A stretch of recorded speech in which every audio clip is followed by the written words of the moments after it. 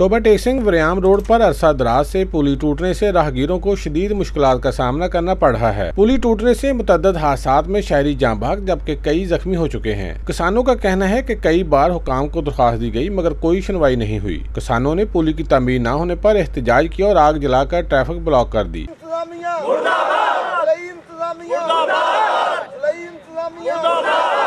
किसानों ने खबरदार किया है कि अगर फौरी तौर पर पुली की तामीर ना की गई तो वो पूरी सड़क उखाड़ देंगे, ना रहेगा बांस और ना बजेगी बांसुरी। हम लोग एहतजाज करते और अगर इस पे अमल दरामद ना हुआ तो हम इसको हमेशा हमेशा के लिए उखाड़ के रख देंगे, ना रहे बांस ना बजे बांसुरी। मुजाहिरीन ने मजीद कहा कि पुली टूटने से पानी की बंदिश का भी सामना करना पड़ रहा है। 1.5 माह के बाद कोई फर्द यहाँ नहीं आया, ना कोई मटीरियल है, ना कोई उसका मुतबादिल इंतजाम किया गया है।